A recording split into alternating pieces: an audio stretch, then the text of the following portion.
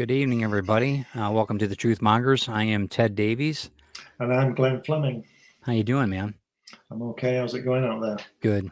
Very good. We're going to be talking about the amazing thing up in the sky called the Black Knight satellite tonight.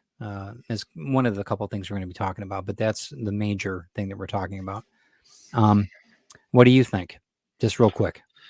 I think I'm having problems with this STS-88 blanket, this shroud thing, right? Because this thing has been spotted in polar orbit, and as far as I know, no space shuttle mission goes to polar orbit. No. And I think that's a great argument with it. I think that's where we're going to start with it. First, let's talk about our sponsors real quick. Today, I've got Waking Dragon in my cup, of course, from Indian River Roasting Company. Let's see what they do. And we'll start talking about the Black Knight in a couple minutes here. Here at Ted Davies Artistry, we take coffee seriously. And so does our sponsor, Indian River Roasting Company.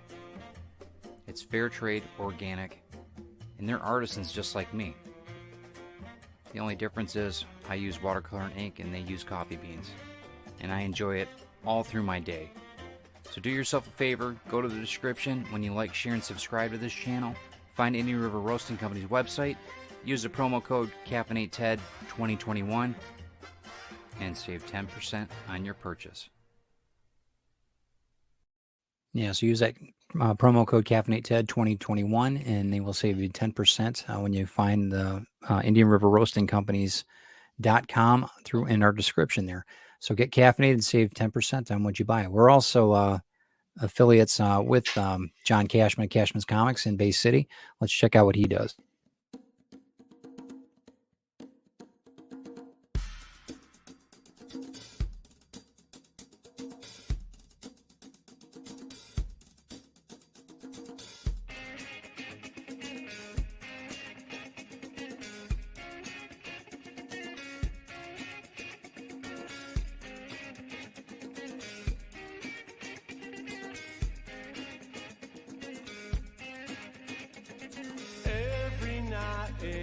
Every day I wake up feeling the same way now. Need to find something to believe. Every night the dreams we made, they're haunting my head now. Check out everything John is doing in Bay City. Also say hi to Petey the dog. If you're in Bay City at the shop, that'd be great. If you want to pick up any of my work, any of the indie published works that I have, you can check out what John's doing there. And check out what he's doing on the internet, on cashmanscomics.com. He delivers nationwide, and he can help you out. Also, we are proud affiliates. Glenn and I are of the Rising Tide Broadcast Network. We're a group of creatives that help creatives build their business 7 days a week. Check out everything that we're doing. Of course, the Truth Mongers, TED Talks. We got all kinds of stuff. Drinking with the Davies. It's crazy busy right now, and we've got a lot of things happening tomorrow. Actually, Thursday is Comic Book Spectrum night, so we've got a lot going on there. It starts at 7 p.m. And check out. I think it's one of the best shows out there. And check out everything we're doing with Rising Tide, because I think that is what do they say? Rising tide raises all ships, and that's what we do. Also, Kennedy. Yes, exactly, and one of the greats in my book, at least present-wise. Yeah. Also, want to talk about this Comics Unlimited, the brand new one, number 7 with Hatch. Glenn B. Fleming does an awesome job with this Comics Unlimited. We got a lot of great things happening with this publication next month, especially, but also next year. So I want everybody to check that out on Amazon. Yeah. You can find it under Glenn B. Fleming, correct? On Amazon? Yeah, all my stuff's there, but you can find Comics Limited. Yeah, it's all. Excellent. In fact, I checked it tonight. You know, like you do sometimes. Yeah. I just had a quick look, and there's been various star ratings on it, and somebody actually gave an issue of Comics Limited, I think number 4, a 1 star, and I can't accept that. Really? I can't accept it. Let me check that. I've got number 4, and I didn't do that. I think that's a troll. Yeah. I can't believe that it's 1 star. No, it's not all my work, obviously. You know, I'm not just saying it's an excellent publication. I put it out there, but you know. Yeah, I What- can't what say was- enough about it. You guys need. I'm going to put it again. I've got quite a few of these. Every time that they're published, I'm buying it. So I don't know. You've got to look at it because a lot of good people are. I know Jody McPhee. I've been on it. I know next month they're going to be doing a couple things. Yeah, Joe's got another article headed my way soon. Are you there, Joe? You're supposed to be Excellent. sending me an article. Excellent. Well, we got a lot of comments coming in here too. So let's say good morning or good evening to everybody. It's good morning if you're over Hi, everybody. the pond. Okay, we got Carl and Donna. We'll go through this. Wow. Monster fan, welcome. You know what? We don't know much about this topic either, so we're going to learn together. We're going to all learn together. And there's Paul. How you doing, Paul? But Pop Culture Avenger, always good to hear from you. Sarah. All right, glad you stopped by too. Donna, I can't say enough about Donna. Carl, you know, it goes without saying, man, you're always part of this this crazy network. Jody McPhee from Desk of Small Press Publisher. That is a mouthful. Okay, so you know what we're really talking about today is something that is in the sky we can't do anything about anyway. So again, a lot of the things that we talk about on this channel, we really can't change anyway, whether it's a hollow moon, hollow earth. It's just a discussion. It's just a discussion. And we're not, you know, and we're not experts. We're just looking at a common sense approach on a lot of this and maybe what we feel gut wise of maybe something. Yeah, and people should realize that everything we say may not be exactly what we believe. Correct. You know, we're just putting it out there for people to make their own mind. And we're just throwing up certain facts of theory or maybe conspiracy facts that people think. We just want people to think about these things and just have a look at it. And you can dismiss it. I dismiss some of the things. I know Ted does because they're just so outrageous. You know, it's hard to fathom. Yeah. The interesting thing about this show for me is the way that we can just talk about these things and bring it up and have a discussion. Yeah. And just we don't have to make any decision by the end of the show. Nobody does, but it's just interesting to talk about all these kind of anomalies in our lives that, you know, could have such a bigger impact on our lives. Absolutely. I mean like aliens, you know, I mean, how big an impact would that be? Well, let me throw this up on the screen here, and then we can talk a little bit about that. So what is the Black Knight satellite? The Black Knight satellite, and I'm going to go through the Wikipedia here in a second, but this is basically it almost looks like a dog fingernail to me. You know what I mean? It looks like a sharp claw. It's not, obviously, but this has been floating around the Earth in orbit. From what they're stating, they've checked it back on I guess I don't know if it's an audio signal or what, for about 13,000 years is what they're saying. They're stating that this thing has been there. That's interesting that they can pinpoint that time frame. I don't see how they can do that, but maybe other people that are ham operators like Carl and that can talk a little bit about the signal and that kind of thing. I don't know enough about it. Since we're talking about it too, if you guys could like and share this out, this would be great. And if you could subscribe to this channel, it'd be awesome. It'd be very. It looks like the profile of MY. It does. And now, and MY is a. Well, you can tell them you were there. Well, it's the big statues on Easter Island. You know, these 60-ton guys. Some of them are 60 feet high. Right. You've seen them all. It isn't a Y, but it looks like one. It does. You can tell it's a Y with a broken nose. But it's interesting that it would look like some great artifact from way back. Right. You know, because those things are older than we're led to believe. I'm just going through a couple of the photos. The thing, this photo, it's going to black us out, but that's if I was, let's say for instance that we were lucky enough to go out to space, that's scary. That's absolutely that's a scary thing to have an intelligent, if you want to call it that, an intelligent orbited satellite that you don't know who put it there or why it's there.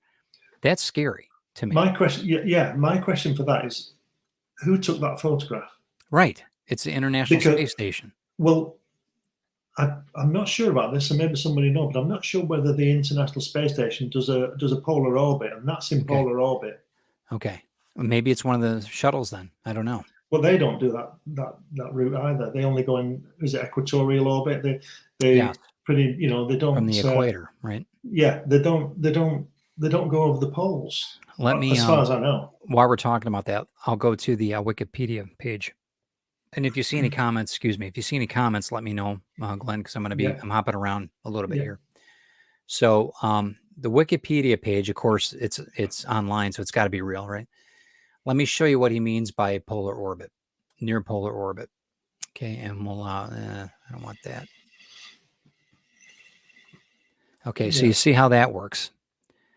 So that's different than what we do when Yeah. we have when our satellites or our space shuttle, anything, it does not orbit that way. Ours goes horizontally with Yeah. the equator or off the equator.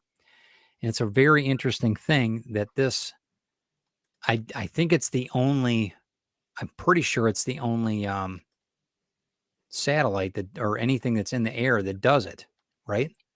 I'm not sure about that because there were some satellites way back that were photographing all of the Earth. Okay. So they must have gone up there. Some, they do that kind of spin where they do that, where they change the. You know what I mean? They don't go Yeah. around in a circle. They go then they go sideways and then up. But the thing about that is, like I said before, that whatever it is, what has taken that photograph, because the space station couldn't do it, and a shuttle couldn't do it because of the curvature of the Earth and all that kind of thing. Plus, it'd be 4,000 miles from where they were. Oh, easily. So, well, and things don't work around it. I mean, that's the other thing that I've been hearing that on other documentaries. When crafts get too close to it, it shuts them down. But nothing goes up there. Right. Well, so there's see- pictures that state that the shuttles have gotten close enough to it to mandate it shutting down, all the life support, everything. So I don't know. And again, I'm not there, so I don't know. I'm just relaying a story that I heard. Let me read this. Go ahead. Yeah. Go ahead. No, you go ahead. I'm just going to read a couple excerpts of it. The origin of the Black Knight legend is often retrospectively dated back to natural extraterrestrial repeating sources, supposed heard during the 1899 radio experiments by Nikola Tesla, and long delayed echoes first heard by amateur radio operators. And that's what I was talking about, Carl, because Carl actually has there's a signal, or there's a channel that you can hear the noise coming off of this thing from what I understand. And Carl, if I'm wrong, tell me. Jorgen Hals in Oslo, Norway in 1928. Brian Dunning of the Skeptoid podcast attributes Tesla's 1899 signals to pulsars, which were not identified until 1968. Okay, so that, I mean, there's a fact that maybe the thing that Tesla said might be from a pulsar versus this thing. Yeah. Well, Tesla was picking up radio waves, wasn't he, with his machines? Yes, and he thought it was from Mars or something. There was a lot. He thought it was from a lot further than that. Yeah. But he was, because obviously pulsars are thousands of light years away. Right. So right. So they were further than Mars and the planets. But the thing is that Tesla was picking that stuff up in 1899 or whatever it was. Yeah. And it was only 30 years later that it was discovered, pulsars were discovered doing exactly the same kind of thing. Right. And because they emit strong radio waves, and they're stars basically, just emit radio waves. And they're going to, yeah. But nothing is lost, because if Tesla was wrong, but later proven to be correct, it just shows you how brilliant he was finding these things. I mean, what was his machinery like, his equipment like, to pick these things up that nobody did for the next 30 years? Right. But that's a different story. Yeah, absolutely. But I think that I'm not sure what it is, because was it Jerry Ross, the astronaut of STS-88, said it was a protective shroud that he let go and it floated off. But how big is it? I mean, we see that photograph. I mean, it looks like it's about 300 feet. That statement's agenda based. I mean, there's got to be. It's got to be somebody. There's no way that's a blanket. There's no. It looks too solid. There's and no the way. other thing is that it would have burnt up by now. Yeah, and it wouldn't be in orbit. Is it still there? repositioning itself as it goes. I You don't. see that, and the other thing is that it wouldn't go into orbit. It would go around the. It wouldn't survive Yes. one orbit. It would just drop out. Right. Eventually, but this one has stayed up there for, if they're stating it correctly, 13,000 years. Now, Well, who knows? Because we weren't around back then. But what are the what's the evidence for it being 13,000 years? I think it's based on, because they can track the signal that is coming off of it. I don't know exactly, because it's from a certain star system. I don't know. I think that Right. that's what it was. I'm speculating. I don't know, but I think that the star system that's repeating this mathematical pulse, or whatever you want to call it, is based on this star system that it's contributing to. And Right. from that point, it's from 13,000 years ago that would be set up that way. I don't know. I have So- I'm speculating completely, but So we don't know how big it is, because I would have thought that with No. the photography today, You would know proportionally what it would be. Yeah, and somebody who has taken that photograph, Yeah. whether it was STS or space station, Yeah. would be able to gauge how far it was, because on the moon pictures they have those crosshairs on the pictures. So Correct. that's to determine distance. Yeah. But interestingly, they're not on this photograph. That's right. So let me go back to the comments here. Excuse me, Carl. Good morning or good evening, Brian. Sorry. The same people that say that 1420.405 megahertz is the frequency of hydrogen in space, so maybe it wasn't the satellite. Okay, so again, there you are. There might be something that people thought they were picking up. I know that there was a gentleman that had a radio antenna, and he pointed it up to the satellite. He tracked it every night when it went over his home or whatever it was, by his home, and he spotted it, and he shot a antenna or whatever it was up there, and he could hear the frequency coming off of it every evening. Who was this? It was just a ham operator. I saw this on a documentary. Again, It would be interesting to see where he was. If it's in a polar orbit, it might not pass over mainland. anywhere, right? Because and it was like a corkscrew, as you saw it with in the video there. It was it wasn't exactly the same orbit every night. It was moving accordingly. So, and maybe it goes back and forth like an ebb and flow, maybe. But I don't know. You guys, chime in if there's something that you guys think that is obviously it's a little off, but I think that it's a lot larger than we think. And there's been speculation that it's a alien starship that's been in orbit. I don't think so. I think my gut feeling is it was left there, and whether it's observant for like a drone or for observation reasons, or maybe it was before the flood. Maybe the civilization that was here before us had the technology, had Wi-Fi, whatever, and this was part of the network that we talked about in one of the other shows that we said about the power grids, and that maybe this is part of the network. Maybe it's just a remnant of that system. We were talking about all the power coming off the Earth, and where is it going? Well, maybe that's a generator. Maybe that's a battery. Who knows? Just a bit further up, Carl mentions he tried to listen to this thing on his radio, and it locked up, and he had to restart it. Yeah, and he had to restart it. So interesting. So, one of the things that intrigued me right now is that I've noticed that there was a couple videos there was a comet that entered Earth's atmosphere, a small asteroid, not a comet, but a meteor, I guess. And it was blown out of the sky.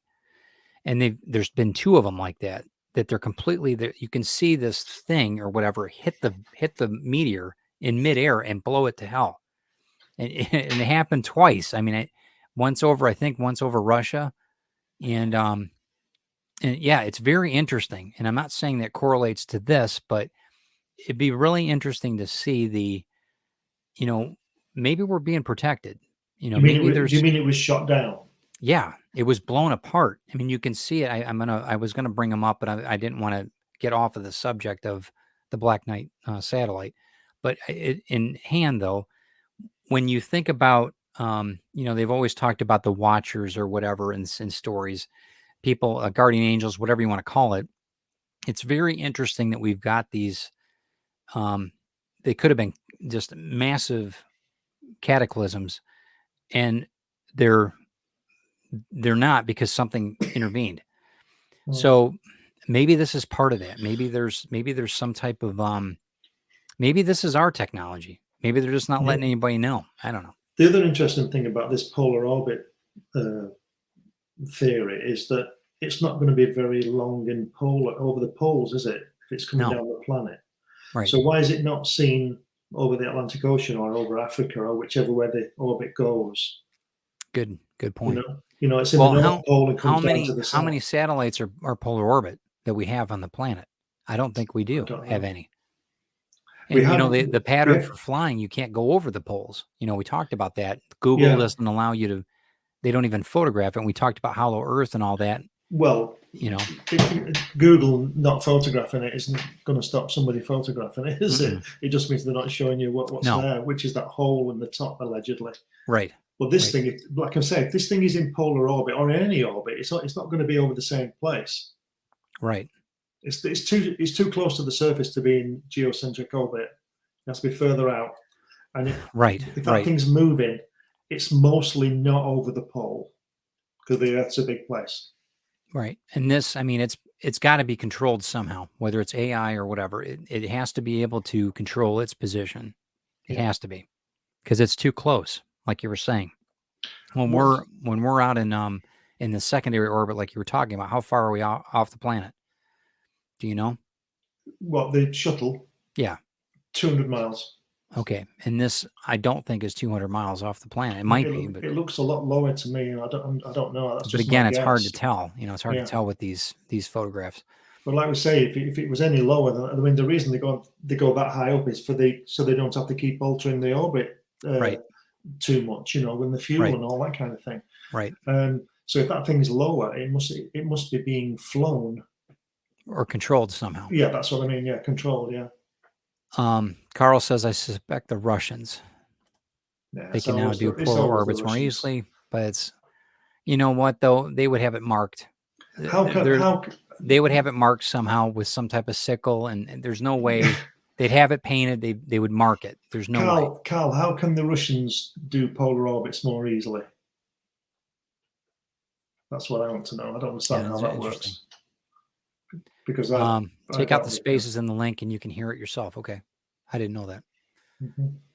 Wasn't this thing supposed to have been shot down by the Illuminati? Well, right. I heard about that too. 2000, according to my notes, 2017. Yeah. Why the Illuminati? Why would they?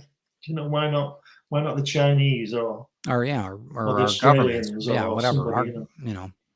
And the other thing is too is that so if you're and you've done a lot of research, you've talked with astronauts, you know that we've got space debris, and you know, good evening, Willow, how you doing? You know that trajectories, everything else that we have to know what's in front of us before we go off the planet. So you know that they know this thing is there. Yeah, it could be catastrophic if we sent a manned mission up and it hit that thing. If it was in orbit, you know what I mean? It would be. I think that's but they would know. They've known about it forever, is what I'm getting at. Yeah. Well, you say about I'm talking to astronauts and things. When I spoke with Gene Cernan, Apollo 17 commander, the last man to walk on the moon, who's not with us now, he said that all the astronauts going to the moon were followed. Now they think that one of the things they saw was the Saturn 4B booster that they pulled the lunar module out from, because that would just carry on behind them. The command and service module leave the third stage. It has like jaws that fly out, you know, that cover the lunar module. They fly off, and then they turn around and pull the lunar module out, and then turn around and carry on. So the booster is always behind them, but there's about 200 miles behind them. But interestingly enough, Gene Cernan said that he saw things off the side, and this thing's directly behind them. Yeah. So it couldn't be the booster. And I said, have you ever seen a UFO type of thing? Do you think it's a UFO? And he said, I've never been. What was it? He'd never seen one of these objects in space that he didn't know what it was, which I thought was intriguing, because he didn't say it was a UFO. Yeah. But he said he knew what it was. Yeah. But he didn't say what it was. you understand what I mean? Yeah. That So was he's an been interesting followed. way to answer that. That was, Yeah, yeah, it's vague, isn't very it? coded, very coded. But tantalizing. Yeah. I never looked out the window and saw something and I didn't know what it was. Wow. So maybe he's just teasing. I don't know. He's not with us now. He's gone off with them somewhere. I don't know. Yeah. Sarah asks, is it circling the Earth or staying stagnant over a specific location? It's actually orbiting the Earth. So it's, but it's in a polar orbit. So it goes over the poles, which is an Polar orbit, interesting, it's basically vertical versus horizontal. Yeah. And we were just talking about how how it's a very odd way to orbit the Earth. Let me see what Carl says. Well, something I want to add here quick. Yeah. Most satellites are either 3,000 or between 3,000 and 6,000 miles up. Wow. So the space shuttle goes between 200 and 250 miles high. Okay. So that's thousands of miles away. It's not going to hit anything. Yeah. I mean, they'd know the trajectory they're going to put it Sure. in anyway, but it's not going to hit anything because all the satellites are between 3,000 and 6,000 miles past so we know surface. it's lower than that. And it's being in constant orbit. And it looks like it might be as low as the shuttle. Yeah. Or the space station, which is 250 miles. Yeah. Which is odd. Carl says, I believe that the last count I heard was over 12,000 objects are in Earth's orbit. Only computers can track all of it for launches. Okay. And I'm sure. And that applies to things like lost gloves and blankets. And blankets, and spanners or wrenches, I think you call them, and nuts and bolts and stuff like that. Yeah. Which, of course, can bring down a spacecraft. Sure, they could. It's like a bullet. Yeah. It just destroy the whole craft. But and that's okay. So if it doesn't track things on Earth, or if it's not set up to observe us, if you were traveling, if you were coming from star system to star system, whatever, you put one of these up and basically you leave. It's basically a trail cam. It's a deer cam. It's essentially the same idea. What we do with deer and wildlife here. It's the same idea, kind of predatory-ish, but that would be it. And it monitors the Earth. Then we can go to someplace else and just download whatever as we go. Maybe it's the one, and this is why we brought it up last week. Maybe it's the one that's using the pulsar or the lasers to make the crop circles or whatever. Maybe it's an amplifier so that the moon looks real. I don't know. There's all kinds of stuff. This is a fanciful thing, but I've long thought that science fiction writers are somehow like Kirby and Ray Bradbury and these people. Yeah. How's it going, Ken? Locked into some kind of source or part of this is crazy, but part of an information service. And you look at Arthur Clarke with 2001 with the monolith. The monolith's buried on the moon. It's waiting till we find it so it can signal the monolith in Jupiter. Yeah. So maybe it's that. Maybe it's one of those. When we get to this thing, maybe it's one of the Moai that wasn't set down to Earth. Maybe they maybe they just didn't have a place for it yet. But I think that in the if you go back, how's it going, Pops? If you go back to the deluge, the last one, 20,000 years ago or whatever it was. Yeah. So if you think that, if we had this abundant civilization and we've got satellites already, and that might be from that era, it might be ours. Like I said, our ancient ancestors that had the technology. Maybe it's just one of ours. Maybe it's just it's there. Be, I mean, I was going to say it could be like a captured piece of space debris, just a piece of rock, but I doubt it would stay up there that long. Because not all meteorites hit the Earth. They can skip off the top of the atmosphere. And that looks like it's manufactured. That does not look like a rock. I mean, it looks like a port here. I mean, there's all kinds of. I don't know.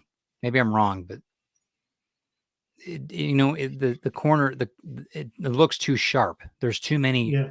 It just doesn't look like it's been broken off or. Yeah, it just doesn't. I don't know. That's at that distance. It looks like the Moai, like I said, doesn't it? Yeah, it does. And it looks like it's onyx or whatever. It looks like it's a stone. Yeah, And obsidian. we're going to talk a little bit about the for lack of a better word, the rock that came into our solar system recently that I'm sure everybody's heard of. That Una, I don't know the full name of it, but I forgot to look it up. I'm gonna probably have to look it up here in a minute. Smash sports car. What's that? Carl says it looks like a smash sports car. Well, didn't they have a sports car out in the orbit? Didn't they do Yeah, some that, type of? yeah, that guy. It's crazy. Anyway, it does. It reminds me of a train from the 1920s, 30s, the Art Deco, Art Nouveau train Yeah. car or train engine. But anyway, the star they're calling it the Starship or the Comet or whatever that came to our solar system recently. And it looks like a big cigar. It's huge, and they're getting radio signals off of it, and that's something to be. I mean, something to think about. And it's encased in rock. I mean, it looks like a big, if you pardon my wording, but it looks like a space turd. It looks like a huge turd, and it's I don't know, but they've got they've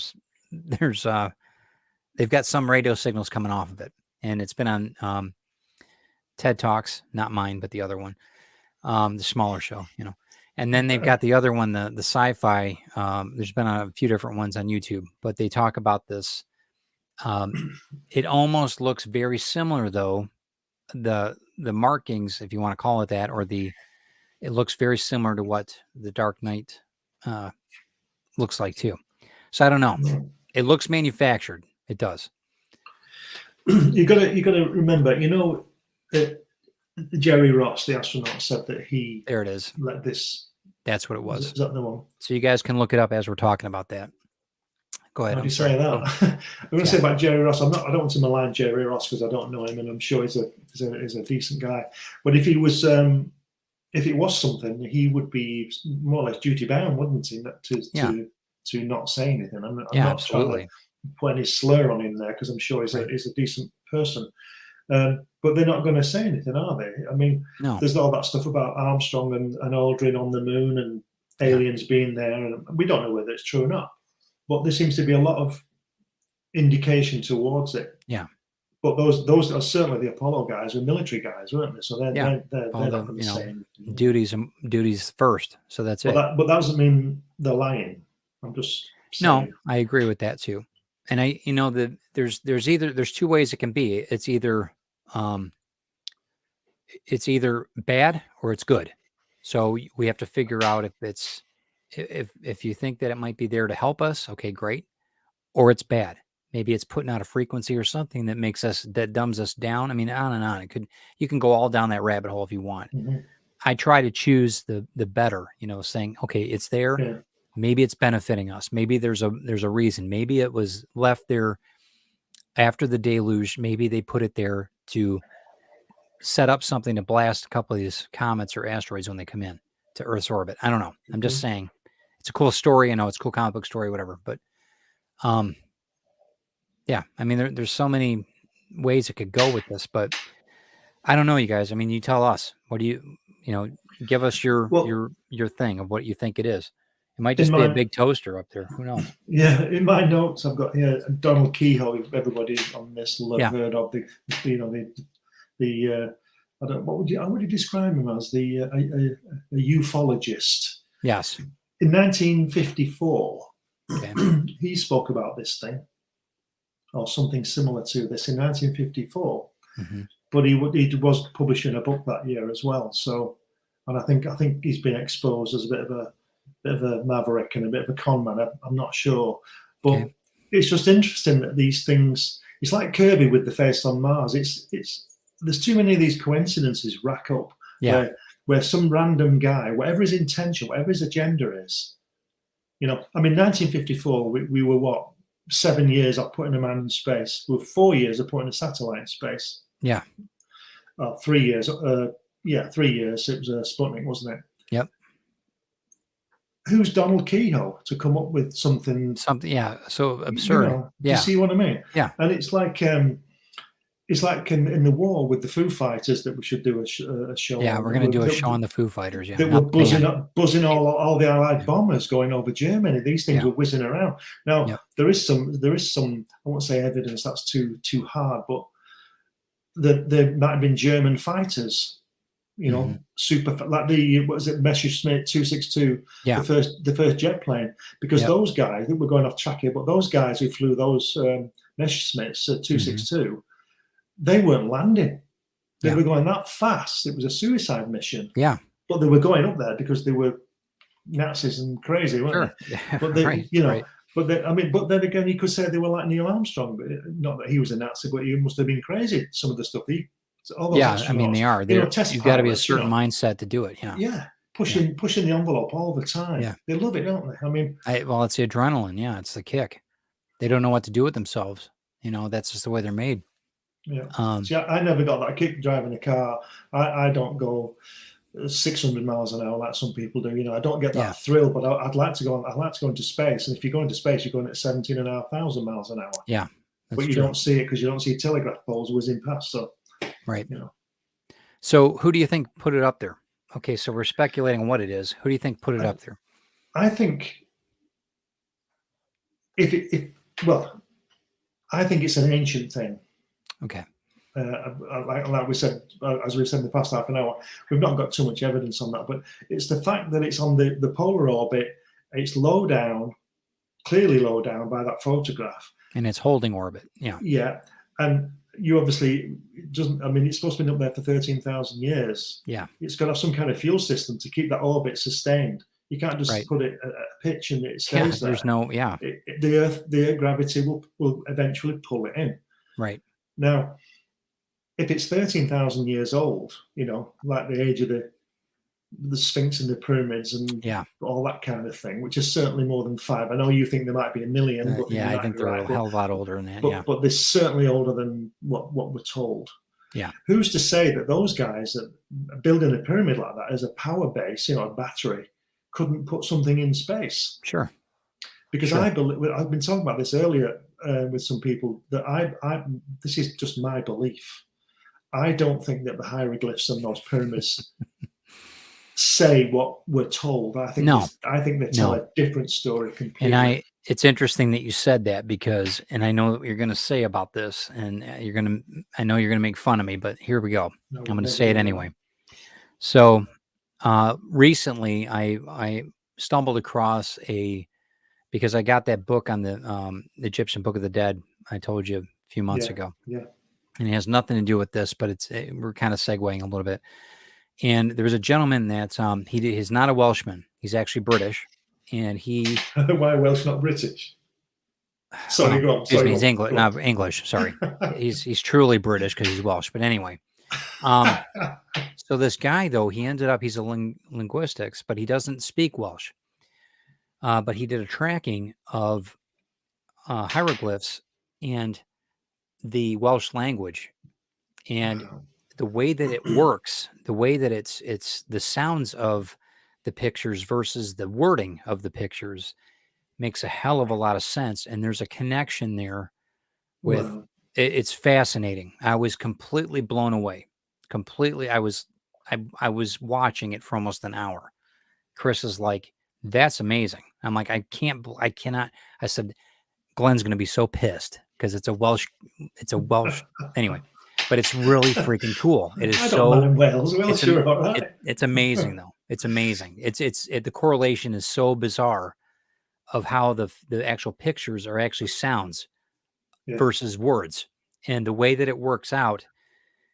I'm gonna have to show it to you because I think we're gonna have to do a Truth Mongers on it because it blew me away. And it was only a couple of days ago this guy published this. It's gonna revolutionize hieroglyphics. I'm telling you, I couldn't Wow. believe it. I really couldn't believe it. So, and we'll talk more about that. But anyway, I digress. And I know we're getting off subject here. Sorry about that. That's all right. But yeah, I think that why not? Why couldn't the Egyptians do that? Why couldn't it be, or whoever, Or the Sumerians, or or whoever the was, you know, yeah, whatever. I mean, why and like I not? said, civilizations, the Atlanteans, whatever. This is obviously a smart technology somewhere, and it's able to control its orbit, regardless of what it is. You know, but I would believe it's a drone of some sort to observe. That's what my feeling would be. It has to be because it's so low for me. Yeah. Yeah. It's because, like I said, the satellites are thousands of miles up there. you Willow know. said that's what's giving us the 5G and tracking us for the government. Yeah, that's probably okay. That's it. That's it. Look what Ken's comic says there. Yeah, that's great. That's great. Yeah, we'll work on that. That might just be a gimmick I might do. I might do an ash can just for that. That might be funny. I don't know if there's I mean, I don't really know if there's any other way to describe the Black Knight, but it's an anomaly. that it shouldn't be there. Another interesting thing about that photograph is that we only see it from the same perspective, right? Or Yeah. the same we don't I see thought it, that too. because to me that's because I see the face in it, but to me that looks like the side. I don't know why, but Yeah, we it don't see does. the top. It I mean, almost looks like a profile in a Yeah. way. The nose is on the left there, the brow is up on top of it on the left side of it. That Yeah. to me, that's what it looks like. It's almost like the Statue of Liberty's face has been pulled off. Yeah, but if you look That's at what it, it looks like. if you spin it round, if you knock it back 90 degrees, Yeah. with And then that this one's point, flipped. with that yeah. point, Yeah. with that point there, like you said about the talon, Yeah. it looks similar to an orbiter, doesn't it? It does. Absolutely. You know, the shape of it. I know Yeah. it's exaggerated, but more like Concorde with that nose on it. But you know what I mean? It's, Yeah. I'm interested in who took the photograph. And Yeah. let me just say this: if that is right, if that is the shroud from a engine or something, Yeah. why did they take a picture of it? Right. Right. You know, Yeah. and I'm sure that with digital, the astronauts have got to take as many photographs as they could, because that was the one thing that Aldrin said he would like to change from his mission, that they would have digital cameras, because they had to load magazines of film. Yeah. And some were spoiled through the sunlight hitting them when they were changing the magazine. But why did they take a photo? You know, oh look, the shroud's escaped. It's gone into polar orbit, so I'll take a photograph of it. Right. Well, the shroud or whatever it is, there's no way that it would hold orbit that long. There's no way. No, it would have gone. Yeah. It would have burned up. That's it. Period. Sarah's question, definitely a society that no longer exists. If someone is deciphering the information, curious, how would they understand ancient technology? And how current are the messages? Still ancient. Well, yeah. And I think that's it. I mean, the only way that we're really in the one thing that they deciphered, let me get this off here for a second. One thing that they were deciphering, and Carl, hop in on this, because I think that they could only read in the number pattern. It wasn't like they were just speaking to us saying, hey, this is the deal, blah, blah, blah, blah. It was in zeros and ones. It was in a binary. Binary, yeah. So, and that's how they could track the age back to the signal. And I think that's fascinating how they could figure that out. They did that similar thing with the stars, didn't they? When they aligned Orion's belt over the exactly. And it was, kind of I forget the name of the star system that they were talking about. I think it's in here. Let me see. Sorry, guys, just bear with me. I should have had this written down a little bit better, but it's a really funny name. Epsilon Bootis. Yeah, Bootis. And I thought that was a really weird. Where do you see it? Just go further right, third line up, drop down, move left. There. Thank you. That's it. And of course, it's Where's PayPal. that? Okay, so that's I don't know why it's that, but that's the stars, star system, I guess. But I don't know why it would even be bothered with that. But interesting stuff. Yeah, that's one thing I like about Wikipedia. I know it's not always perfect, but it gives you. What was the gentleman's name that you were talking about? Was it Ross? No. Yeah, Jerry Ross. Yeah, there he is. There he is. So I think he's the person who's been into space most times. I think he's been 7 times. He beat John Young, who died a few years ago. He went to the moon twice, walked on the moon. Yeah. And there's the STS-88. Yep. That you were talking about. Yeah, first shuttle to the space station. Interesting. Yeah, I'm interested in why you would take a picture of a shroud floating away, because there must be stuff floating away all the time, and maybe they do photograph everything, but why have we not seen those? But like I say, there's no there's no way of judging how big that thing is. There's no scale. I mean, No the scale. Earth is massive. I mean, this could be I mean, literally on a piece of glass. Well, It could just be stuck on the window. If you look know? at the curvature there, I mean, I'm not an expert, but I would estimate that thing to be a few hundred feet high. And I don't think a shroud from an engine is a few hundred feet No. long. It would tend to reason that thing is massive. That Yeah. satellite, it's got to be huge. Yeah. And it also looks like it's three-dimensional as well. It doesn't look too flat. Completely. So Boots is the constellation near the equator, I think. Okay, but back in the day, though, it probably wasn't by the equator. I mean, if you calculate it back, if they work it back with the numbers. I think it might be a bit further up that because I'm sure you can see Arcturus from where we are. So Okay. if it was near the equator, you wouldn't be able to see that. But I might be wrong. But it's interesting that it's funny how they keep all these anomalies that we find have come from all these different systems. Is it vesicular reti or something? Yeah, right. Or zeticulus, I don't know how you say it, but they all seem to come up with a new constellation or star system. Right. No, but you never get two things coming from the same place. No, and that's like we talked about, it's a bait and switch. You're thrown off. Oh, we're looking at a whole another direction of where we should That's be. right. Yeah. Yeah. So, but I mean, I would think that I'd like to think that it's probably an older civilization that was here, and maybe it's just a remnant of that civilization. Well, there definitely was an older civilization, but whether that's from that is the speculation, isn't it? Yeah. And like I say, I'm no expert, but to me, it looks several hundred feet high. That thing. It's very low. Yeah. And who took the photograph and why? Yeah. I don't think there is a listing on there of who took the photograph. It's got to be NASA or well, Russian. Jeremy Ross said he was, and again, I'm not saying he's a liar or anything, but he says that his report was that they lost the shroud and it would obviously drift away. So maybe he took the photograph. I don't know why. Maybe it's part of the mission. Anything flies off, film it. I guess. It's just a bit. But we should try and get hold of Mr. Ross and see what he says. He'd probably have some quite reasonable reason. Yep. Okay. Well, Sarah, I think that they probably have studied it, and we weren't just allowed to go further into it. Now that everything's so readily available, I think that people are opening their eyes to a lot of stuff. I mean, I remember we could see the space station when I was a kid. When we would see the space station go by at night. I remember that because it was flying over. I'm sure if this thing is closer than that, you can see it from the ground. And I know so because there's been people that have he wouldn't be able to track it with the antenna if it wasn't closer. You know what I mean? From what this guy was stating. So I don't think I've ever seen the Black Knight satellite. Maybe I have. I don't know. But you may have seen it and not realized what it was. So I saw the space station go over a few years ago. It was fantastic. So, but again, I don't want to beat a dead horse, but it's a very interesting thing. I don't really, I would tend to believe what you were saying though, as it being part of maybe a Moai that might have been, it looks like a side of a face to me. Yeah.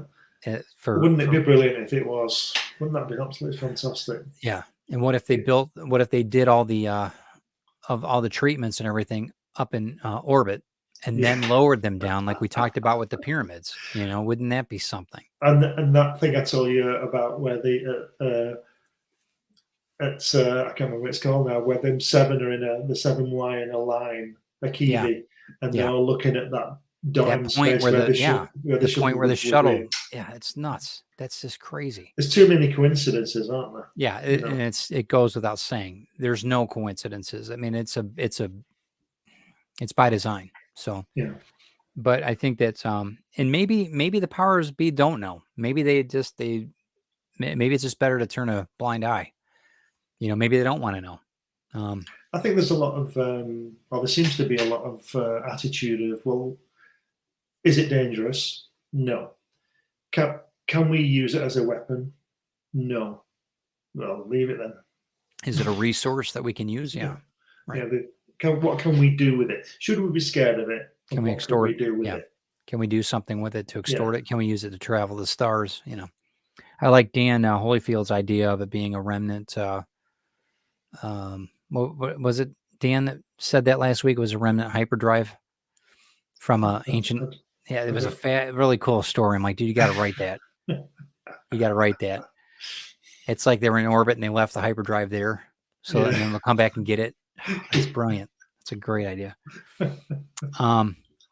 Yeah, so I don't know. I mean, there's a lot of things that I think we're not supposed to know the answers to, but still a fascinating story, nonetheless. Fascinating to be part of. Where do you want to go with this next? What do you want to do next? We've got we've been on for about an hour.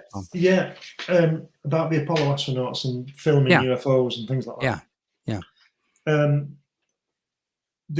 When Mike Collins was on Apollo 11 on the command module, when Neil and Buzz went down to the surface, in his report, he reported white objects outside the command module as he was trying to track Eagle going down. And they weren't just when these spacecraft are flying along, you know, they do like urine dumps and things like that. So you get little blobs of urine and things, and they follow the spacecraft. Yeah, they just follow the spacecraft. So space turds and space urine. Nice. No, they keep that, I think, to have a look at when they get back. Man. But they dump the urine, and as soon as it hits the vacuum, it freezes and forms little globules. But they don't go anywhere. They stay with the spacecraft. So they've got this halo of urine around them. Yeah, right? pea-sickles. Yeah. Cool. And but Mike Collins reported that he was used to seeing these things. He'd been in space before, and he was used to this. So he knew what it was. But some of these white dots closed in formation and then split up again, and all this kind of thing. And he was his job was to track Eagle going down, and he was getting distracted by these things going outside the window. You know, yeah, sure. I don't know how far away they were. I don't know what they were, but that sounds quite scary, really. He's trying to track them, see if they're okay. He's looking after himself to see if he's okay, so he can bring them back. And he's watching this thing with half an eye out the window. These dots moving around. You know I mean, being in the void of space, just infinite space, and then that would just be too much for me. I'd just lose it. I'd crack. There's no way. I'd say there's something I'd like to see. If I could go to the moon, okay. The astronauts the command module pilots who stay up in orbit, at different times of the missions, they were the furthest humans away from the Earth. Yeah. On the far side. Yeah. And when they're on the far side, they're incommunicado, so they've got about an hour where they can either carry on with their mission photographs, which I'm sure they do, or they could maybe just look out the window, which I'm sure they do as well. But I'm not sure who it was. One of them said when he looked out the window and the moon was sort of behind him, so to speak, or to one side, one of the most sobering aspects of his space mission was that he was looking at infinity. Yeah. Everything he knew, the Earth and the people he'd gone to the moon with, were behind him, and he could look forward into nothing. Yeah, no. You know, I mean, sorry, no. I mean, the stars must be amazing because you've not got the glare of the sun. You're behind the moon. You're in total darkness, and I reckon it must just. I can't imagine what it's like. Just open up. You know, when you see the sky in a really, really starry night. Yeah. And it's like, wow. Imagine what it would be like with no light pollution or anything. Yeah. It'd be behind the moon. You're behind the moon. It'd be overwhelming. Black. It'd be overwhelming. And then bang, yeah. I'd love to experience that. But the Armstrong, I don't know, man. No. I don't know. I don't do deep water real well, and I don't. Yeah. I know friends of ours that look up when they're here, and there's not much light here, and they have a hard time looking out to the lake in the sky. They have a hard time dealing with the vastness of it all. It's almost daunting, you know, because the stars, or how dark it is on the lake. It looks like an abyss. It's so dark. I was in the middle of a place called Udaipur in India many moons ago with a friend of mine, and there was no lights, no roads, nothing. It really was in the middle of nowhere, and we were going down, walking down. It was that dark, as we were walking along, I had my hand on his shoulder So you because I knew. couldn't Yeah. couldn't see him. Yeah. And I stopped him and said, "Look at that!" And we looked up and we could see the band of the Milky Way, Crazy. which was. I'd have stayed there. Yeah. And just looked Beautiful. at that Yeah. forever. Yeah. Absolutely incredible. Yeah. So, like I say, if you can go to the other side of the moon and all the sun's light is blotted out, Yeah. Crazy. mind blowing. Carl said that, did you know that the Russians sent up a satellite within another satellite? It popped Oh, out yeah, once it I heard was in about that, orbit, and it's harder to track. Yeah, I heard about Interesting. that. I can't imagine that's a new idea. I can't imagine the Americans haven't done that kind of thing. No. You know, I can imagine we can't do that. Or even the Chinese, you know. Yeah. I mean, the Chinese just a few years ago landed on the dark side, on the backside of the moon, didn't they? Yeah, they did. Well, I What's mean, it- and they're probably, I would think they're going to start mining hydrogen like we talked about. Yeah. There's a lot of things that, you know, if they're allowed to stay from what we were talking about with the hollow moon, who knows? So what do you think with the astronauts that you've met and that, do you think, did they ever mention anything as far as the Black Knight satellite? No. In Well, passing? the guys I met wouldn't. Well, if it was up there, they might know about it. But this is pre-shuttle. Well, Yeah. sorry, their missions were pre-shuttle. So, no. Well, they must have known that the satellite was there. If it was there. Yeah, I would think so. Yeah, but I mean, Sputnik, they talked about, didn't I hear I think there was some talk about a Russian satellite that they witnessed the dark or the Black Knight flying by it. I thought that that's, I'll have to find that further if we ever go back to this and investigate it further, but it's interesting stuff. I mean, it really is, it's not going to change anything about my life. I mean, I'm still going to look up at the sky. Okay, cool. We got that satellite there. It's obviously there. And do we trust, Yeah, I think what it all boils down to me is that how many stars in our galaxy? Is it 100, 1,000 million, or yeah, something like million, that? It's crazy trillion? number that we know of. And there are as many galaxies as stars in our system, and people want me to believe that some divine mind put just us here. Yeah, it's just. I'm not saying there's no God. If people want to believe in God, that's great. Yeah. But I can't believe we're the only things around. So we would be at different levels of evolution.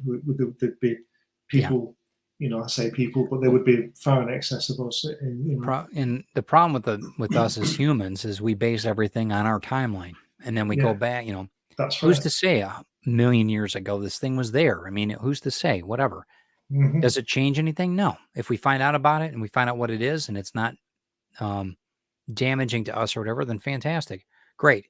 As far as I'm concerned, it's just part of our existence of what we're doing here. Just like a waterfall is, or the lakes, or the ocean, whatever. Yeah. Okay, so somebody put that up there. Great. Just like we did satellites, just like we've got orbiters outside of our solar system now. Well, it's the same deal. We've got Voyager 1 and 2 heading out to interstellar. Well, they're in interstellar space now. We'll obviously never see them again. So maybe somebody will pick them up, you know, and think, well, what's this from? You know, Vija off Star Trek. Maybe. And Pop Culture Avenger says, hey, maybe it's just the deception. Maybe they just threw a hunk of junk up there just so we'll talk about it on the Truth Mongers. Maybe that's it. That could be it, Paul. That could be it. Mm-hmm. And, you know, what type of damage could the thing do if it entered orbit? Well, if it's the size I think it is, it could do a lot of damage. Yeah, right. It could knock out a city, I would have thought. Oh, easily. That size, yeah. If it's a couple hundred feet high, if it's the size of a building, you know, a skyscraper. Oh yeah. I don't even know if they can estimate the weight of what it weighs, but I suppose it depends what it's made of, doesn't it? Right. And it looks like it's stone. It looks like it's some type of metallic, you know, processed. It looks like it looks like it could have been manufactured from another civilization that's more advanced than us. Or maybe it's manufactured here and, like you say, just put into orbit. Yeah. We don't know what. Maybe it's a beacon. Maybe it's a warning to people, don't come here. Maybe it's just a satellite for cell phones for aliens. I mean, it could be that. Well, it could be obsolete.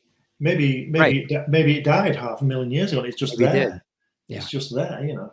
And 'Cause maybe that's it's just its orbit is just a constant thing because it's of a natural. Maybe Natural. maybe these aliens out there have a human trait. Because I'll tell you, when Neil Armstrong, you know, you see the film of Neil Armstrong when he's on the porch, top of the Yeah. ladders, and Yeah. he says, "I'm going down the ladders." Do you know what he does before he says that? Mm-mm. He dumps a bag of waste on the surface. There's a photograph of it. So the first thing he did was He's litter the bloody place, right? So maybe these aliens think, right? I mean, look at wars. I saw some photographs from the Vietnam War of places near Saigon now, and there Yeah. are still American tanks sort of half tilted in a ditch because nobody's moved them, and that's what we do. So maybe these aliens come here, look around for 300 years, and just leave it. Yeah, maybe it was a remnant from the deluge. Maybe maybe this is part of I mean, it could be anything. Maybe I don't know. I try to look at it from a positive standpoint. I like to think that it's it's omnipresent and it's a good thing and everybody's happy and go lucky. They could be showing a sense of humor. They could say, we're going to have some conversations about this. Yeah. And it's nothing. I got a great idea. Let's not haul this back. Let's just leave it out here in orbit and just see how it messes with their heads. But like I say, like what soldiers, what do? They just leave everything, don't they? Yeah. They don't fix everything. They just leave it there. Yeah. And then just let you sort it out. They don't care. They're going home. They don't care. Yeah. So maybe that's what they did. They came here. It was some kind of satellite or energy source. Maybe and they don't need it anymore. They just leave it there. What if it's a projector? That's why they've got the moon. That's pointing on the left side there. Instead of a nose, it's actually a projector pointing out the moon. It could be. I don't know. Could be. I don't know. You guys, it's your guess. I know that Carl said it's a car. I mean, there's a lot of things we can call it. I don't know. I just want to see the photographs from the different angles, and I want to see. I would too. And they're all pretty much the same. There's one or two that look. There was one that was shot, I think. And there's another one I saw where it's actually moving. It's on video and it's spinning. It's like spinning all the way around. But I don't know if it's Photoshop or what. I don't know if it's CGI or what. But it's spinning like it's mad spinning, like crazy. I don't know how it would keep orbit if it did that. But I don't know. It's very low for me, you know. Yeah, I think so too. Carl says, no, it looks like a car. I don't think he thinks it is. It looks like a car. It looks like the Batmobile. It looks like something out of the Dark Knight. It should be called, it should be called Dark Knight instead of Black Knight. But I don't know. Probably DC have got the copyright on that. They can't call it that. Maybe. Yeah, it looks like space junk in some regards, and then you think about it from a standpoint of how ominous it is in some regards. But I don't know. It looks like a piece of granite to me. It looks like a solid piece of onyx or something that. Yeah. Obsidian, it looks like. That shouldn't be there. Yeah. I don't know. So, I mean, I would call it an ancient satellite, maybe for communications or maybe more observation. And I think it was probably here before the deluge or one of the deluges. When was the last one? 20,000, 25,000 years and if ago? it's a 13,000, if we date it back to 13,000, might even be older. Why couldn't it have been before? And then all of a sudden everything was wiped out and now they don't need it anymore. It's not in use. It's just there.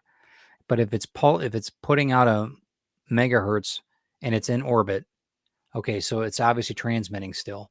So it's got to be some purpose for it, regardless of whatever we think it is.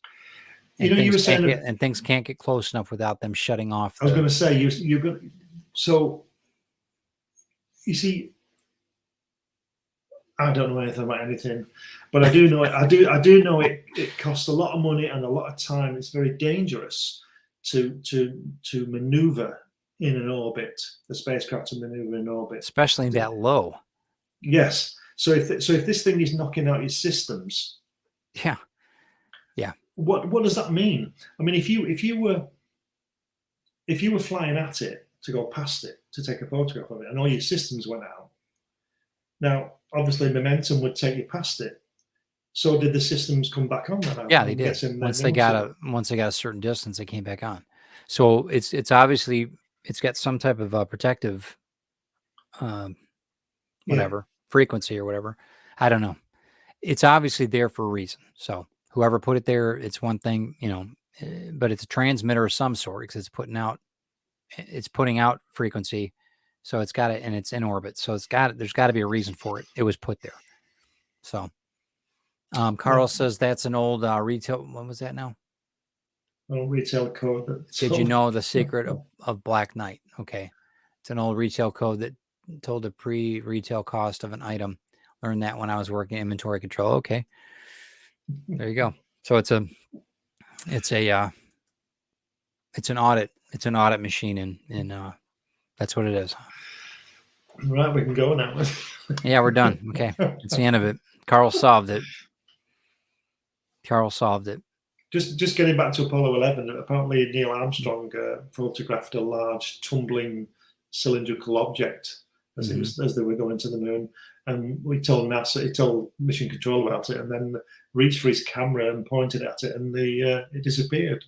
Interesting. Every time he went to photograph it, it disappeared. So I don't know whether it's a piece of debris tumbling there. I don't know. That's interesting. Give me 1 second. I'm checking something out here. I'm just seeing if there's a link to the that thing that was entering our solar system. I was going to see if that happened. If we could talk about that for a second. Yeah. When did this? The last few weeks? And it's been about a few months. Right. And where's it headed? Is it coming? Is it gone past, or what's happening? I think it's heading toward us. Coming towards us. Yeah, towards us. Yeah. I don't know how fast it is, but it's going to be moving. Yeah, here it is. Here, I'll bring it up. Just give me a second. Let me share this too. And I don't know how they got this picture. I think this has got to be a. I'm going to stop the. Let me just share this one. Hold on 1 second. I don't know where they got this picture from. But wow. So this is what I was calling the space turd earlier. It's an artist's concept. Yeah, rendering. So yeah. Interesting though. And now, it's called Mawa, I guess. That's so you forget. That's so you'll give up on it. Right. A mysterious interstellar rock is very likely to be an alien spaceship. If they picked it up, right? Yeah. And the artist has drawn it. Yep. That's so irresponsible. So irresponsible, because how has he arrived at that shape? Well, they've done it off of, obviously they're sending out radio signals, right? They had to have. I don't know. I mean, obviously there's no way they get a shot of that deep into space. There's no way.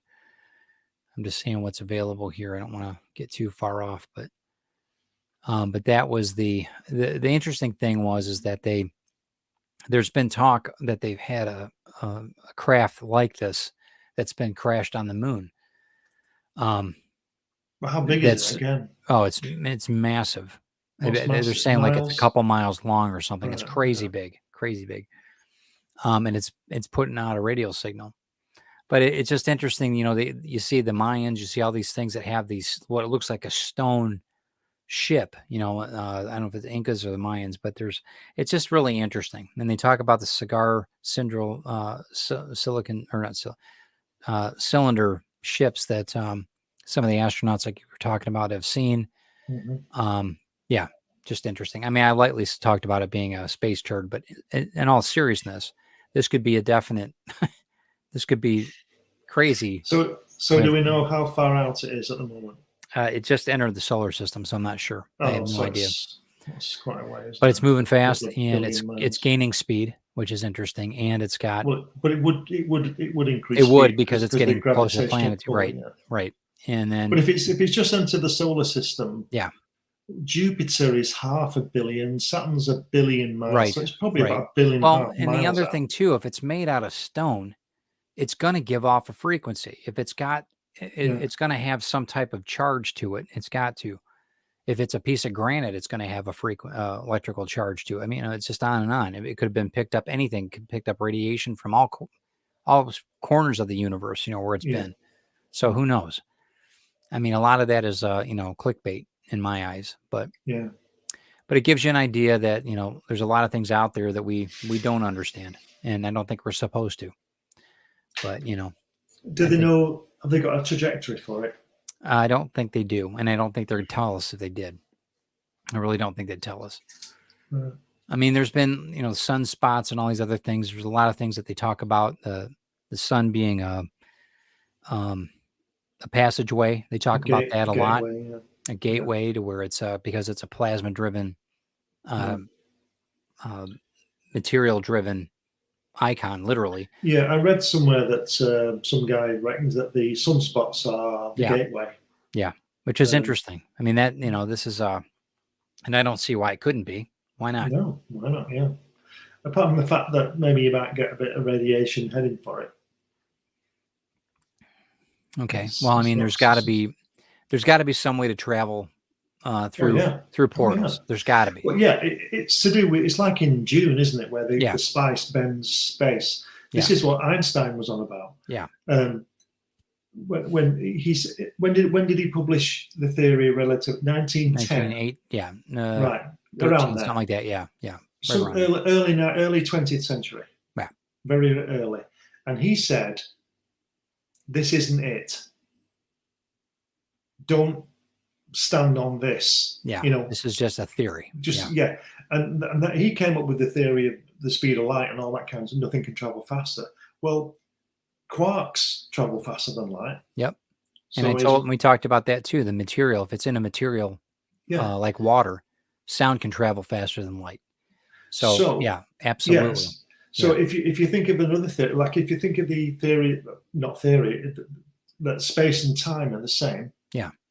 And gravity doesn't exist really. It's just a tear and it's just a warp in time space. Yeah. So if you could fold space, as it were, like they do in Dune, I know that's a science fiction. Well, that gets me back to what I said earlier about these science fiction writers seem to write what happens. Sure. And you fold space. And that's what they do in Dune, isn't it? Those planets, is it the planet Atreides and all this stuff? They're all light years apart. They're all connected in one. But they can be there in a second. Yeah, yeah. But if you think of the vastness of the galaxy, never mind the universe, what's the point of having a galaxy so big with possibly other life further out, and we can't get there because it would take us. What is it? The center of the galaxy is 70,000 light years away. Right. So if you headed there, it would take you 70,000 years if you were traveling at the speed of light. And the fastest that anybody's ever flown is the Apollo 10 crew when they re-entered the Earth's atmosphere at 40,000 miles an hour. Yeah. It would take you billions of years to get there. Yeah. With the technology we have. So you see, I always think that. Call it God, call it the universe. I call it the universe. Yep. It makes all this stuff, and what's the point? Why would it make that distance so fantastic and so appealing when it knew? Yeah, not us, but something couldn't go and have a look. Right. Well, and it tends to reason. A lot of well, you live in a small island, really. You've got. Here, when they first established areas, it was 7 miles every couple, like 3 to 7 miles would be a small town. So you'd have that's how society built. And then we got cars, and then we got, instead of foot or on a horseback, we got cars. Then we got airplanes. Now we got rocket. So there's a progression. Eventually, we're going to find a way that we can split gravity, if you want to call it that, and we'll be able to go to point B very, very quickly. Instantaneously, yeah. It'll be a quantum leap, literally a quantum leap of theory and process, and it'll just be like you talked about in the last show, the leap of engineering by just the wheel. Now the wheel is the same whether it was the first stone one or one that's on an airplane or on the shuttle. It's the same principle. Yeah. Well, the same goes when you're talking about space travel. If you fold it, like we said, if we don't think about it being 70, but there's a quantum piece of speck of particle that's the same here as it is there, and we Yeah. can connect somehow, I I think mean, that's going to be revolutionary. It'll change everything in the universe for us. But just as an aside from what we're talking about here, one of the fascinating things I think about space travel is the fact that the first people to Mars will first be the first people to Venus, because they'll use Venus as a slingshot, As the to slingshot, save yeah. fuel. So Yeah. the first Martians, so to speak, or will Venetian. be Venusians. Isn't that Isn't that crazy? incredible? Well, if you think about using that, that's Buzz Aldrin's space taxi idea. You know, the free return trajectory. Yes. It's like the figure eight around the moon. Yep. They were all the early missions were sent on a trajectory that if anything went wrong, like it did on Apollo 13, Mhm. it would go to the moon and then the moon would kick it back, and then the Earth would kick it back. So that Loveland, those guys, if they'd have died, they'd have been to the moon and Earth 20,000 times before the shuttle went up and intercepted them. Right. Because they would have brought them back. Right. So if sure you they think, would've. so if you think about it, you got Voyager did it. They fire it out, and it's hits Jupiter, and that slings it round, and then in 4 years it hits Saturn, because Saturn's got to come round the other way and do Yeah. all this. But when you go outside the solar system, like Voyager has, it doesn't slow down either, because all the other bodies further out Yeah. pull Keep it it. going. The gravity going. pull, it's an incredible system, and that's what Buzz Aldrin wants to do to Mars. He wants, or to the moon. He wants to have to Mars. He wants to have a space taxi. Right. He wants one being launched every month Yeah. for a year, so there's Yeah. somebody always moving and going there and coming back. It's incredible. It's really simple, and it's free. I mean, all you've got to do, there's a lot of money putting it in orbit. You would build the spacecraft in orbit, so it doesn't Yeah. have to, like Eagle and those lunar modules were never going to re-enter the Earth's atmosphere. No. So they look like they're the only real spacecraft, because all the others come back in some part. You could get all the bits of your Mars Explorer vehicle, put them up into space, build it in space. It could have all aerials and whatever's going anywhere, and then just blast it off to Mars, and it would just come back on a free return. You would just be using God's energy forever. Yeah. Gravity. Well, not gravity, but planetary. Yeah. Yeah. Maybe that's what the Black Knight is. Yeah. Maybe it's a docking station. Maybe it's a charging station. Maybe it's a outpost that they use to build. I don't know. I mean, Is it still giving off energy and stuff? it's giving off frequency. I don't know if it's giving off energy, but maybe there's energy stored in it that maybe, everything that it's not like they're hooking things up with interfaces. This is a Wi-Fi world. I mean, this is they could probably fly by and charge whatever they need. Yeah, really, when you think like that, it's not like we're, plugging in, Yeah, I think you hit the nail on the head 10 minutes ago when you said that we always think of things from a human point of view. The scale, our scale, and it's which we can only do anyway. Right. And those people probably do as well. There's probably somebody bigger and greater than they are. Yeah. Because it's all relative, isn't it? Right. But it's just amazing that getting back to the Black Knight, that this thing has been reported for so long, and it's already been shot down by the Illuminati, and it's the shroud of an engine cover. Yeah, those are distractions. Those are distractions. It's almost, I'd rather them just come out and say what it is versus that, because that's just dumbing down our. But the people would panic. It's the same if this meteorite thing that's coming past, whatever, Neptune or whatever it is. If that's going to hit the Earth and they know it's going to hit the Earth, they're not going to tell anybody. Imagine what would happen. What are you going to do? Well, the place would be anarchy, wouldn't it? Yeah.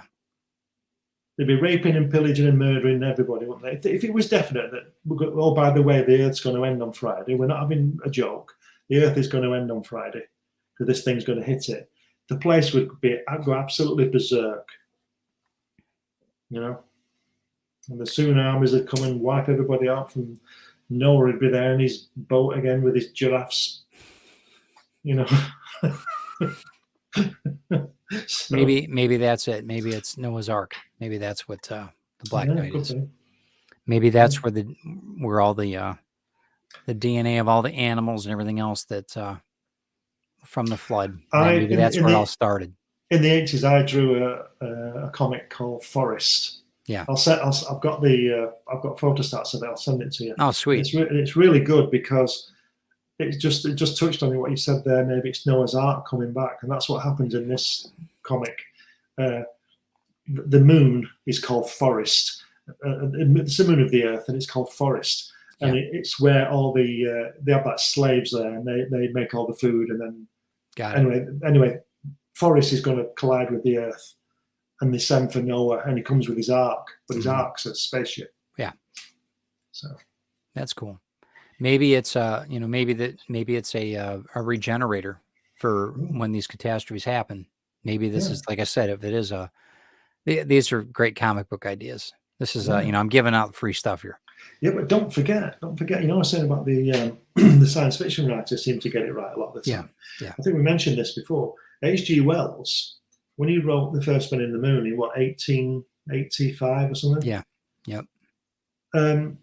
He had 3 men, I think it was men, but 3 people going to the moon. Yeah. In a capsule called Columbia.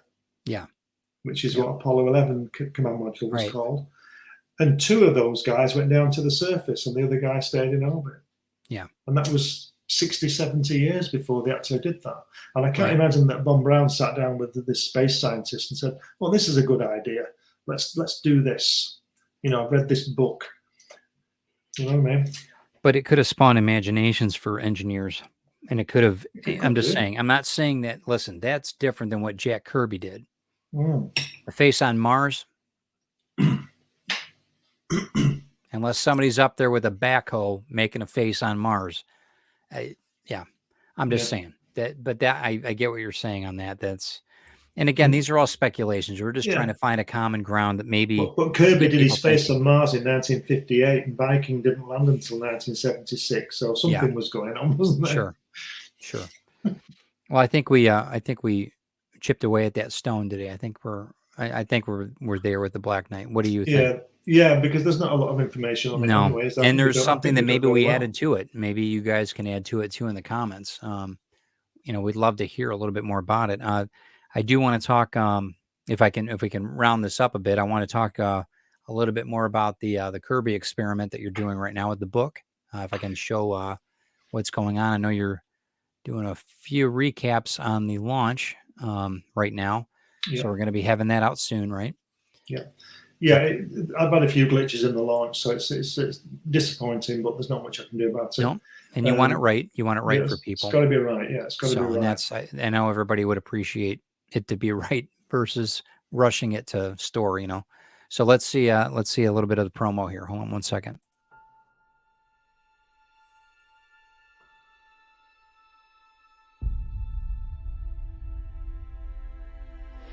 When they mined an area,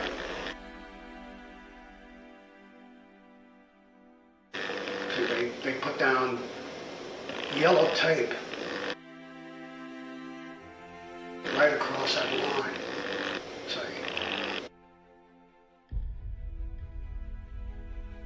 And if you walked on the wrong side of that yellow tape, you blew up.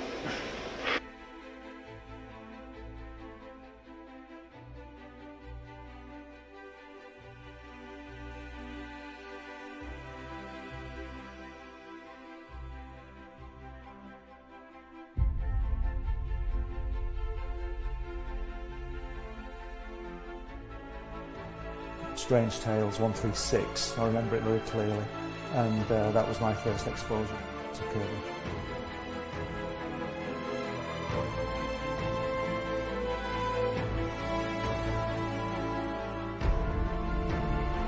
And I wanted to show it to people.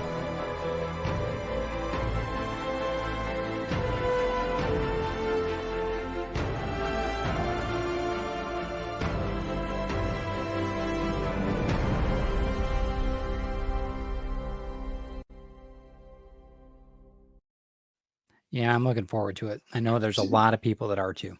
So, do you know, I never get bored of listening to that man talk, and I've seen that film about 6,000 times now. Yeah, and I really wish I'd been a bit more pushy and loaded up another canister and got another hour out of it. But, Hindsight's always 20/20, my friend. yeah, of And course, that's yeah. I'm just glad you're sharing it with everybody. The experience is well worth the investment. I'm looking forward to it. Once it goes live, we're going to be doing everything I can to promote it here on the station. Thank you. Thanks. Whatever we can do to do that. And I know there's a line of people waiting. As soon as it's ready to go, we are there. We are there. So also, I'm going to be launching a podcast here November 5th with Craig Hall, who's doing the development for my book, Retrieve, for the development for the movie. And be right back.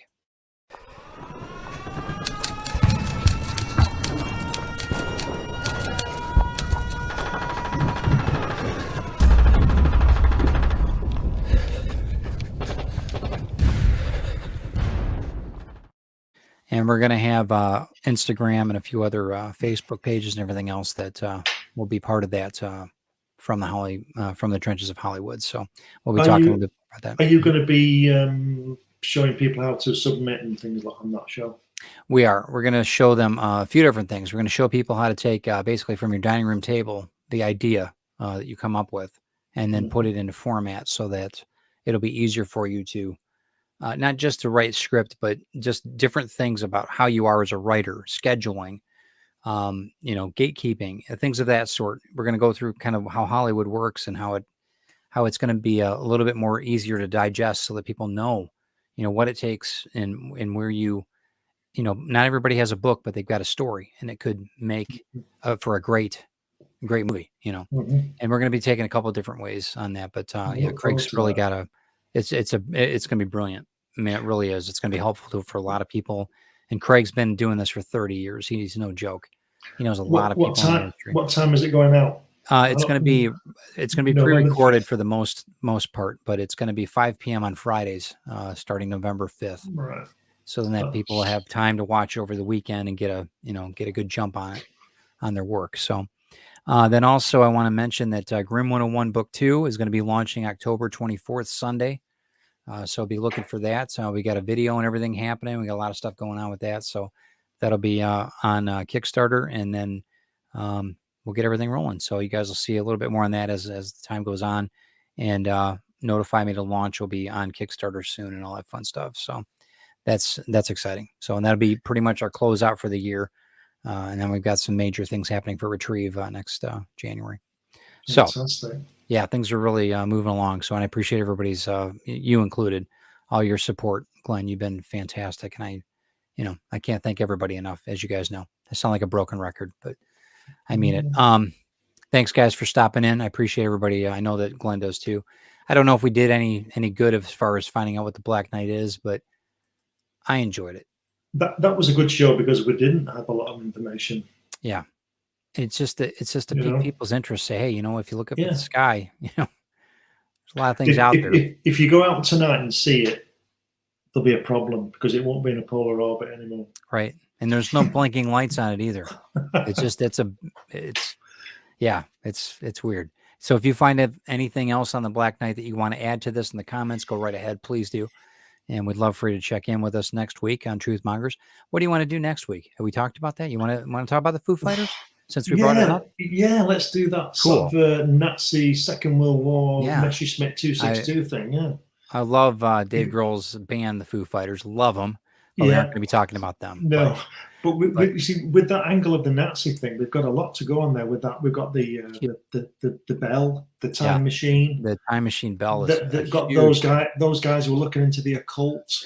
They are, and all that sort of stuff. Yeah, my book Retrieve revolves a lot about it, and I'm totally down into that. That whole rabbit hole. So I'm Foo Fighters. All right, we'll do it next Wednesday. So you guys look for it and let us know. Let us know what you want us to talk about with the Foo Fighters. So thank you guys. Thanks, Glenn, for stopping in from across the pond. And I know it's late there.